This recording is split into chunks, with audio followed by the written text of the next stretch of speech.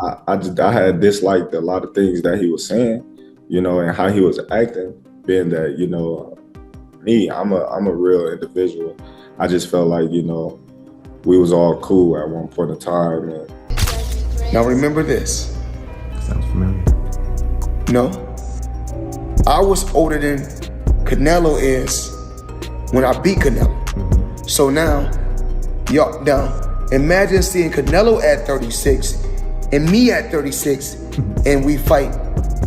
24 world champions, 5 divisions conquered, best defender of all time, right? Bud Crawford surpasses him in accolades because of the undisputed in 3 divisions. Both of them are fighters that fought great into their late 30s. However, Floyd has a deeper resume than Bud Crawford. In a recent live interview, Terence Crawford spoke confidently about his place in boxing today.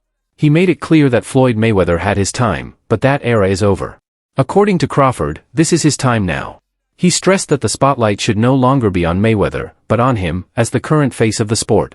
With no hesitation, Crawford said he's the one leading boxing into the future, representing the new generation at the top. Broadcast for Jake and Tyson, and some people like the likes of Carl Froch viewed that as an endorsement. Like, look, man, I'm just working. It's a big opportunity to be on Netflix. I didn't put the fight together. I'm not paying these guys.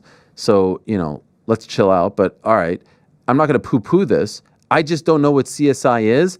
And the way it was presented made me think that there was like a secondary press release to come, that they'll be involved in like some sort of like virtual boxing thing. Like, it just didn't seem real. You know why it didn't seem real? I'll tell you why. There's no date attached to it. There's no venue attached to it.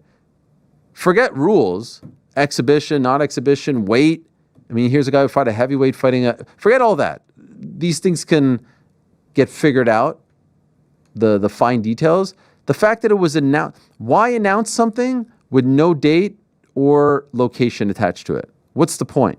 Unless you're just trying to get people excited and trying to get them, trying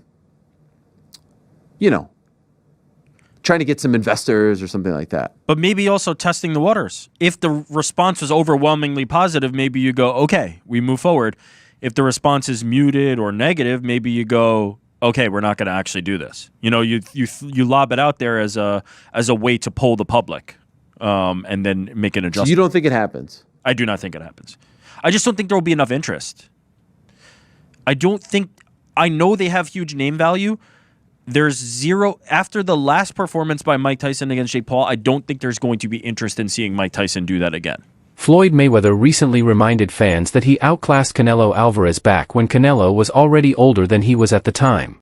To Floyd, that win speaks volumes about his skill and experience. He also downplayed the buzz around Terence Crawford's victory over Canelo, saying it's not as big of a deal as people make it out to be, especially since both he and Crawford beat the same opponent. In Mayweather's eyes, his win was more impressive, and Crawford's doesn't change the fact that Floyd's legacy still stands above. Canelo is a hell of a fighter. He's a hell of a fighter. And everyone is now saying that he's not the same fighter. He's not looking the same. Now remember this. Sounds familiar. No. I was older than Canelo is when I beat Canelo.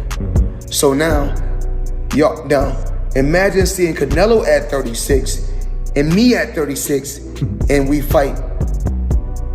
And now what y'all gonna say? Well, now he got what? I don't know how many fights he got. Some boxing experts say it's too soon to compare Terence Crawford to Floyd Mayweather. Their main point? Crawford doesn't have Mayweather's perfect 50-0 record. According to them, beating top fighters like Canelo Alvarez is impressive, but it's not enough to surpass Floyd's legendary status. One challenge often brought up is David Benavidez, a bigger, stronger, and highly dangerous opponent. Many believe that if Crawford really wants to make a case as the greatest, he needs to move up in weight and face Benavidez.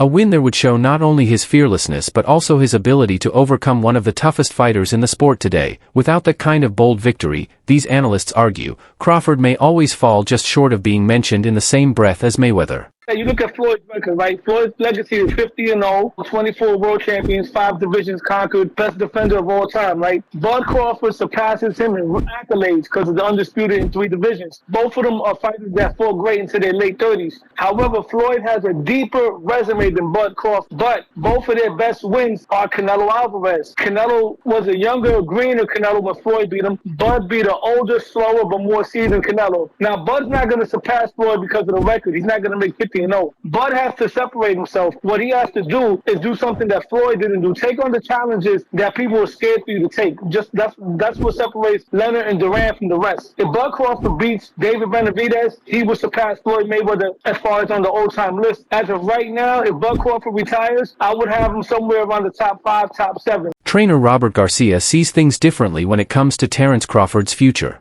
He doesn't believe Crawford will risk his legacy by stepping into the ring with David Benavidez. In Garcia's view, Crawford is a smart fighter who understands how to protect his place in boxing history without taking unnecessary chances. Benavidez has a big size advantage and poses a real threat, one that could potentially end Crawford's undefeated run. For Garcia, the risk simply isn't worth it. Crawford already has a stellar record and doesn't need to prove himself by fighting someone outside his natural weight class. This opinion adds to the ongoing debate in boxing. Should fighters take high-risk bouts to cement their legacy, or focus on protecting an already great career? There's no way.